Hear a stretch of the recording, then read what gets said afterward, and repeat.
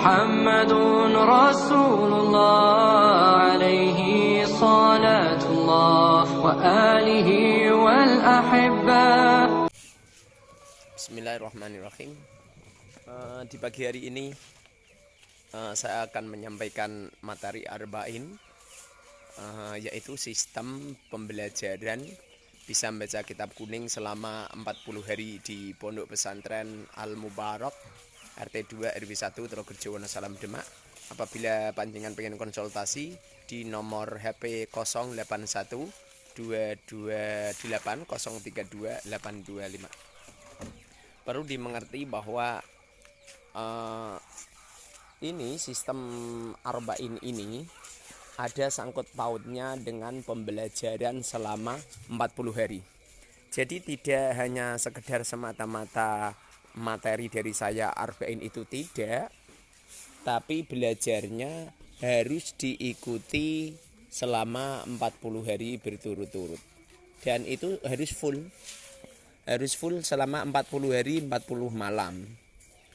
Dengan hitungan waktu yaitu dari setelah subuh nyampe jam 8 nyampe jam 9 istirahat sarapan pagi, kemudian jam 9 nyampe jam 11 istirahat tidur qailulah nyampe jam 12, kemudian jam 12 ngikuti jamaah zuhur, lalu diteruskan kajian arba'in nyampe pukul 13.00 atau asar. Setelah asar kajian lagi nyampe jam 5. Setelah jam 5 istirahat untuk mengerjakan makan siang. Setelah makan siang maghrib, jamaah maghrib, dan mengikuti kegiatan lagi nyampe isya. Setelah isya mengikuti kegiatan lagi nyampe jam 9 malam. Setelah jam 9 malam baru makan malam, makannya 3 kali. Memang prosesnya seperti ini. Kemudian jam 10 ngikuti kegiatan lagi nyampe jam 12 malam. Setelah itu istirahat nyampe subuh. Seperti itu terus menerus. Kemudian kitab yang digunakan untuk kajian arba'in ini yang asli tidak harus menggunakan karya tulis saya ya. Yang terpenting mengikuti susunan-susunan yang saya sampaikan. Kalau saya mengatasnamakan kitab saya namanya kitab arba'in atau susunan nahwu shorof lughat yang dipelajari selama 40 hari, yaitu meliputi materinya cuma 10. Meliputi 1 membahas tentang kalimah dan tanda-tanda kalimah. Kemudian nomor 2 bahas tentang mu'rab dan mabni. Nomor 3 bahas tentang i'rab dan alamat-alamatnya. Nomor 4 membahas tentang ma'rifat dan nakirah. Nomor 6 membahas masalah sigot. Nomor 5 ya. Nomor 6 membahas tentang sigot. Nomor 7 membahas tentang bina. Nomor 8 bahas tentang qiyas istilahi. Nomor 9 membahas tentang qiyas lughawi. Dan yang terakhir adalah iqlal. Di sini ini kitab yang harus dibawa dan dipelajari. Yang pertama adalah menggunakan materi kitab. Jadi terserah panjenengan pengen membawa panduan kitab apa, terserah. Kalau pengen membawa panduan kitab saya, cukup panjenengan datang aja ke tempat saya. Nanti ada sanad dari saya dan dari guru saya, dari Asy-Syaikh Al-Alim Al-Alamah Kiai Haji Abdul Wahid Judi. Kemudian untuk qiyas lughawi dan istilahi dan lughawi nanti menggunakan kitab Amsilatut Tashrif. Ini kitab karya tulisnya Kiai Maksum yang sangat barokah. Kemudian untuk iklalnya silahkan panjenengan bawa iklal apa terserah. Apa bawa qawaidul iklal atau iklal iklal i'rab itu, atau iklal karya tulis dari mana? Dari pondok-pondok panjenengan biasanya kan ada kan.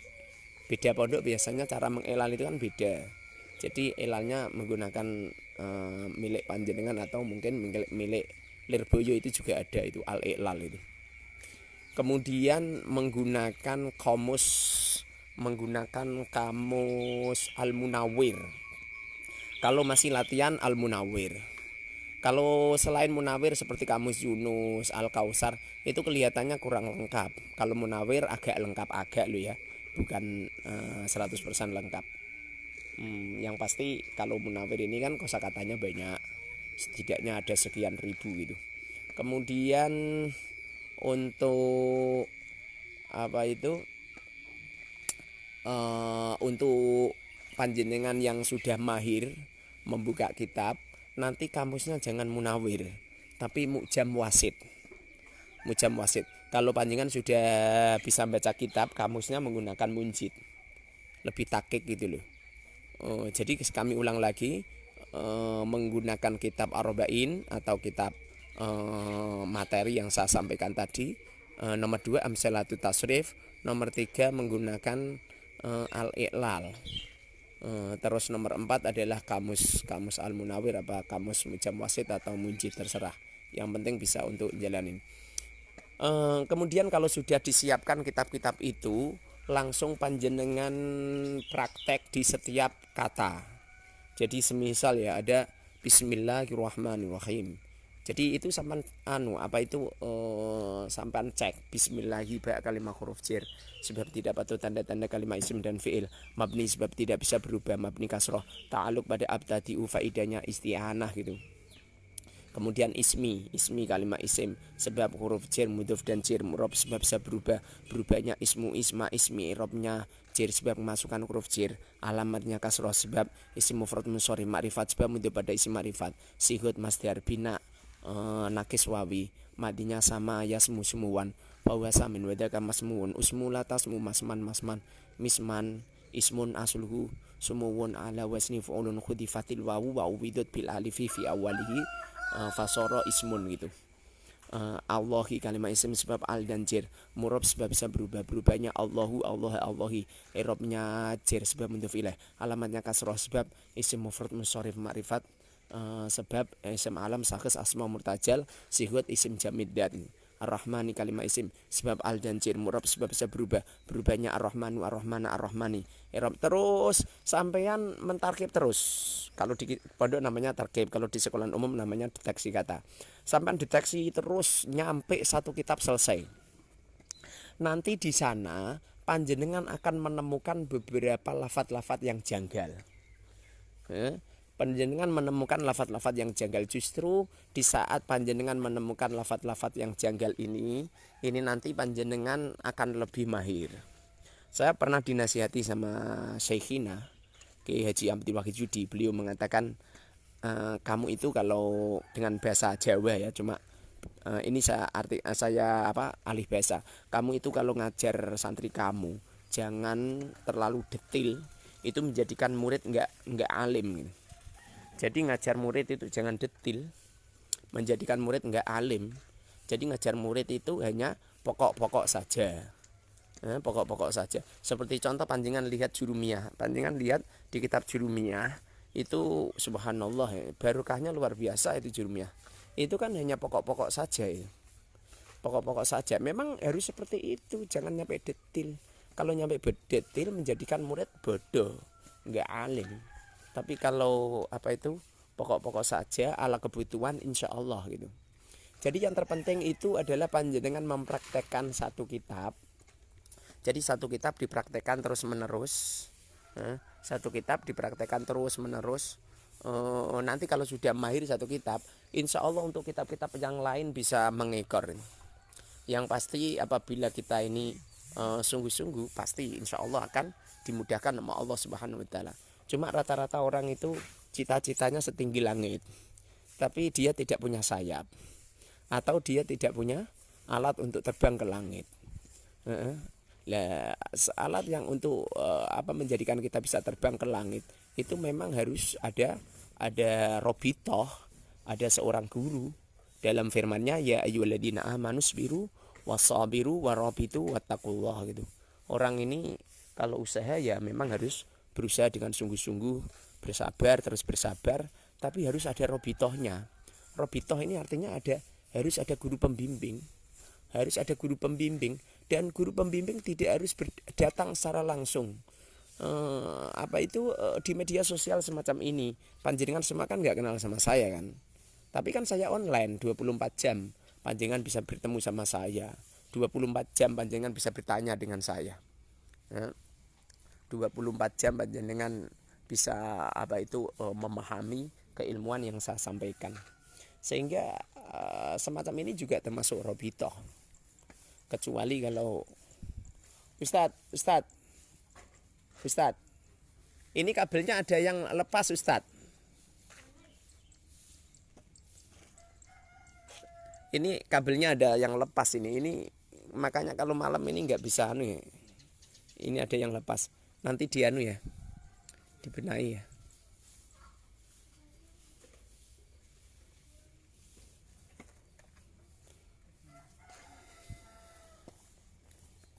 Jadi inti kata itu sampai di mana kesungguh-sungguhan kita. Kalau kita sungguh-sungguh insya Allah tidak ada sesuatu yang sulit apabila kita bersungguh-sungguh, kecuali Allah Subhanahu wa taala akan menolong. Dalam firman-Nya, ya ayyuhalladzina amanu sabiru dalam firman-Nya, wasta'inu bis-sabri was-shalah.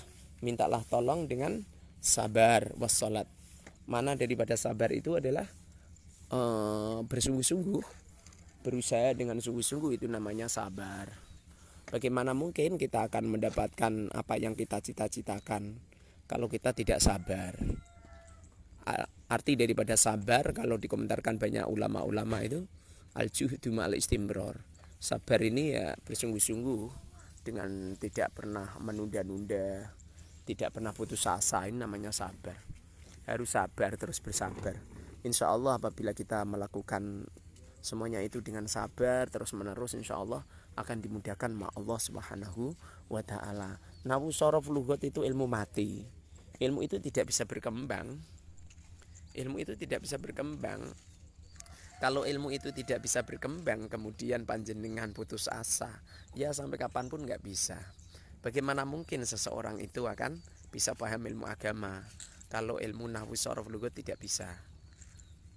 Banyaklah kaul-kaul ulama. Wa nahwu aula awalan ayu lama idil kalamu dunahu la yufhama. Sebuah perkataan itu tidak akan bisa dipaham kecuali apabila kita paham ilmu-ilmu nahwu sorof lughat. Itu harus. Al-Quran berbentuk bahasa Arab, hadis berbentuk bahasa Arab. Bagaimana mungkin kita bisa memahami kullu bid'atin dholalah wa kullu dholalatin finnar. Semua pembaharuan di dalam agama adalah bid'ah dan semua bid'ah adalah sesat. Tidak ada kesesatan kecuali neraka tempatnya. Jadi kullu bid'atin dholalah, semua pembaruan dalam agama yang tidak pernah dilakukan oleh Rasul adalah sesat. Wa kullu dholalatin finnar, tiada kesesatan kecuali di neraka. Bagaimana mungkin panjenengan mampu untuk memahami kullu bid'atin dholalah sementara panjenengan tidak paham nahwu sorof lughat? Jangan tertipu dengan orang-orang yang bahasanya ini subhanallah seperti orang alim. Setelah ditanya kullu dholalatin kalimah apa? Kullu kalimah apa? Nggih. Sebab apa? Murab apa mabni? Galek. Nggih. Tidak pundi? Apa niripkan? Oh nggih, monggo. Setelah ditanya kullu kalimah apa? Sebab apa? Murab apa mabni? Sebab apa? Irobnya apa? Sebab apa? Alamatnya apa? Sebab apa? Itu makrifat atau nakiroh? Sigutnya sigut apa? Sebab apa? Binanya apa? Sebab apa? Kias istilahnya bagaimana? Madinya bagaimana? Mudhari'nya bagaimana? Masdar bagaimana? Masdar mimnya bagaimana? Isim fa'ilnya, isim maf'ulnya, isim alatnya, isim zaman, isim makannya, sifat musyabbahnya bagaimana? Amsilah mubalaghahnya bagaimana? Af'al tafdilnya bagaimana? Setelah ditanya, tidak bisa jawab. Bagaimana mungkin? Makanya saya pernah membaca sebuah tulisan seorang ulama. Beliau mengatakan al hadis mudillatun. Hadis itu menyesatkan. Ini maksudnya bukan percakapan Rasulullah menyesatkan, enggak. Enggak, gara-gara kita ini nggak paham keilmuan, nggak paham nawu, nggak paham sorof, nggak paham lugot, ya kan? Tidak paham ilmu hadis diroyah, nggak paham ilmu hadis riwayah, tidak paham apa itu asbabul wurud, tidak paham itu hadisnya bagaimana, prosesnya bagaimana, nggak ngerti, sanad-sanadnya nggak tahu, perbedaan sanad bagaimana, kemudian matan-matannya bagaimana, takhrijnya bagaimana, nggak paham. Kemudian berbicara agama, menggebu-gebu, bahkan dengan mudah mereka membid'ahkan sebuah amaliyah. Subhanallah. Ini adalah musibah besar. Jadi cara untuk menggenerasikan warga Nahdlatul Ulama, cara untuk menggenerasikan generasi-generasi yang ada dalam rangka di saat Wahabi berkembang di mana-mana, hanya satu. Nawu sorof lughut. Nawu sorof lughut harus dikembangkan di masyarakat. Ini adalah sebuah terobosan untuk mendidik generasi-generasi yang ada. Jangan ketipu dengan bahasa. Kalau tidak hafal Imriti dan Alfiyah, tidak paham, tidak bisa membaca kitab kuning, jangan ketipu seperti itu. Jangan ketipu.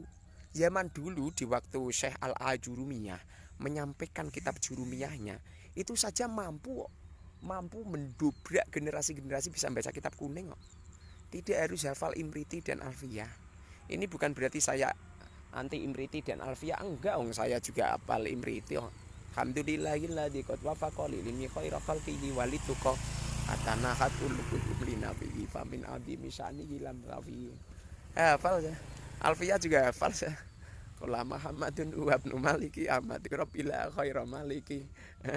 Saya ini hanya pengen masyarakat kita kan tidak semuanya masyarakat yang bisa mondok sampai 5 tahun 10 tahun toh. Masyarakat kita ini lebih banyak yang mondoknya cuman 1 tahun, bahkan tidak sedikit yang mondok hanya 1 bulan 2 bulan. Ini harus diberi solusi, memang benar belajar itu minal mahdi ilal hadi, dari sejak lahir sampai mati, benar. Imam Sayyidina Ali mengatakan dzukain wa khirsin wastibarin wa bulghatin, ya kan? Ada bahasa watuli zamani. Memang benar belajar itu lama waktunya. Itu artinya bukan berarti terus belajar nahu sorof nyampe 10 tahun. Aduh. Ya waktu kita habis belajar nahu sorof itu 40 hari, setelah itu menjelajah kitab fikih yang sungguh-sungguh gitu.